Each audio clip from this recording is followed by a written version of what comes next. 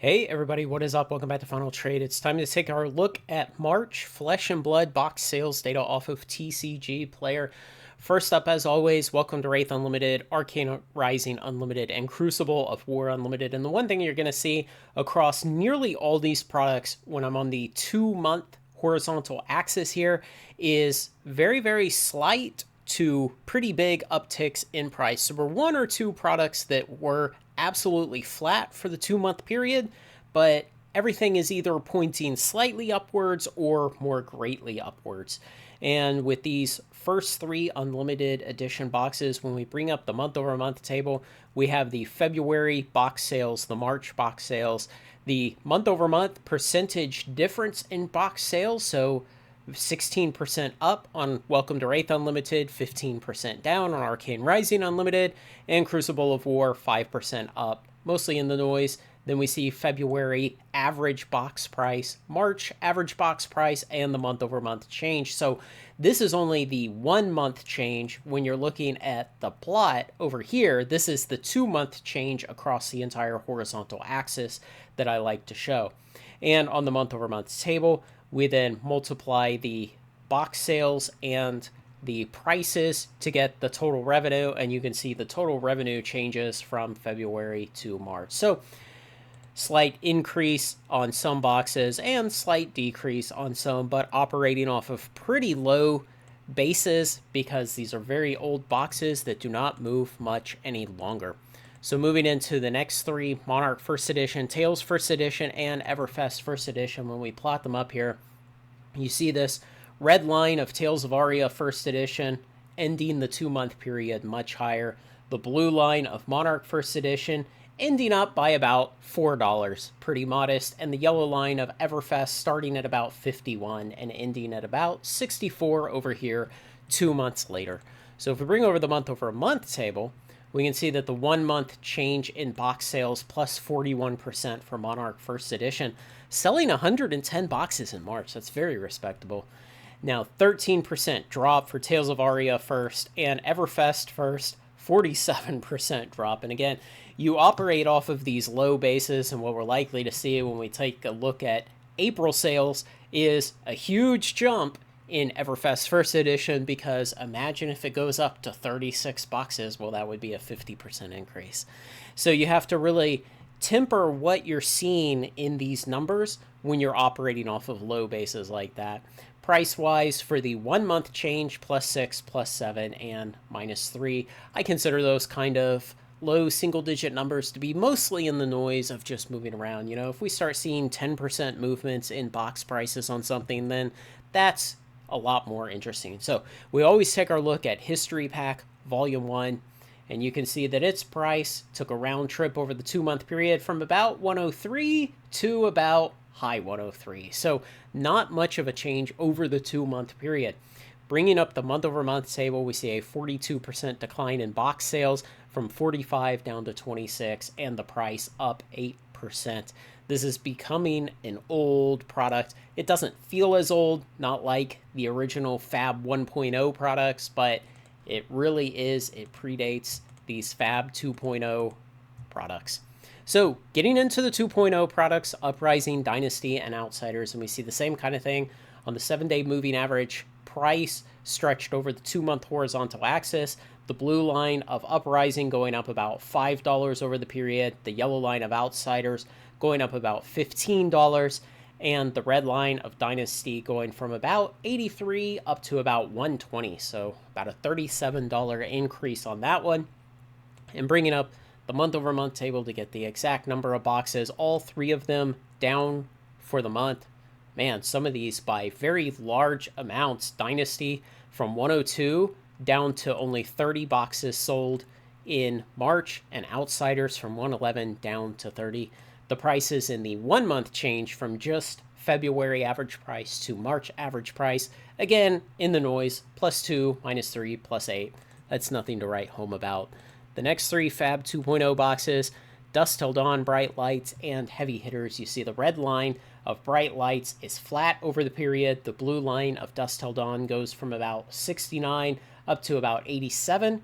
and the yellow line of heavy hitters from about 73 to 74. So modest, but very, very slightly upwards. Now, the box sales over the period, minus 63% for Dusk Till Dawn, plus 67 for Bright Lights, and minus 58 for heavy hitters.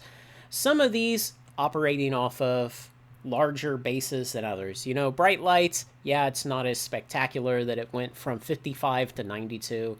Now, crashing from 105 to 39, yeah, that's pretty big. But again, these are old sets, several years old, and so there's not a lot of current buying pressure from, say, the current metagame pressuring people to go out there and buy them. This is going to be mostly collection buying, nostalgia buying, investment buying, maybe friends buying to do some drafting or have some fun like that, but not a lot of current metagame buying going on with these much older sets.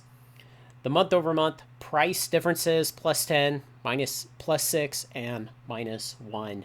So again, mostly operating in the noise, plus 10%. That's where we start to kind of perk up and say, hey, maybe there's something going on here. So a 10% increase in price in 1 month.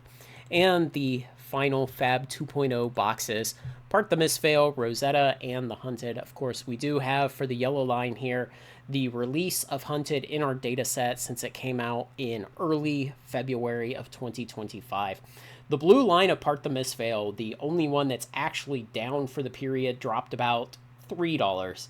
The red line of Rosetta up from around 87 to about 125, and the yellow line of the Hunted up from 100 to about 115. So pretty good price gains across the board for all of these. Taking an aggregate, box sales plus 61% for Part the Mistveil. That's definitely something I could see more play and meta related. Same thing with Rosetta, up 35%, and the 56% drop for the Hunted is just the TCG expansion life cycle. The product was released in February, so you should expect very large sales in the days around release as people are actually able to finally get their hands on the product. And then the next month, you expect a very large drop-off in sales because a lot of the initial hype-driven demand will have been satisfied. Looking at the prices, minus 4% for Part the Mistveil from February to March, plus 34% for Rosetta, making that jump over the $100 mark, going from $92 average sale price in February to $123 average sales price in March.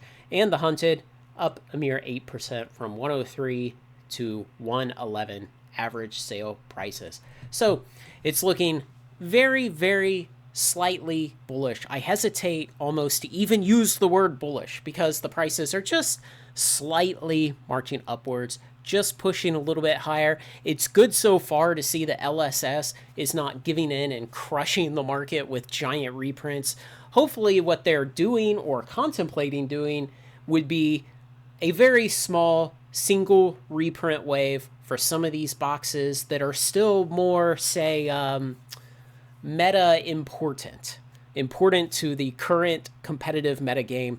Maybe small reprint waves of those boxes just to push a little bit more out into the market and prevent the prices from going up over, say, 130, 140. Because once you get into that 140, 150 kind of space for boxes that are wholesaling in, say, $50 to $65, then a lot of buyers start to feel really bad about that. And they look at the difference in box prices between things sitting next to each other on the shelves from the same game, and they start to say, man, it really shouldn't be this way. Even if they have no understanding of supply and demand and markets and prices and why things work the way they work, it still feels bad to them. So hopefully, if there are going to be reprints of some of these products, they are kept very, very modest just to keep a lid on the prices long enough for some of these products to have less of an important spot in the current metagame for them to be superseded by some of the later products coming soon, like High Seas. Now, High Seas comes out in June. That's why I'm not covering it yet in this update. But probably for the May analysis that I'll release in June, I will start covering the pre-sales. Also, there's a bonus buck sale coming in May, and so I would expect that to drive a good bit of pre-sales of High Seas. So we will seize about that.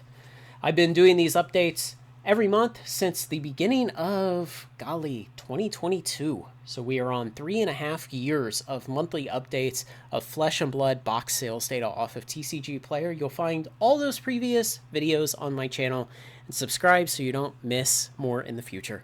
Thanks to everyone who makes this content possible, especially my very generous supporters on Patreon. Like, comment, share, and subscribe, and join me on Final Trade.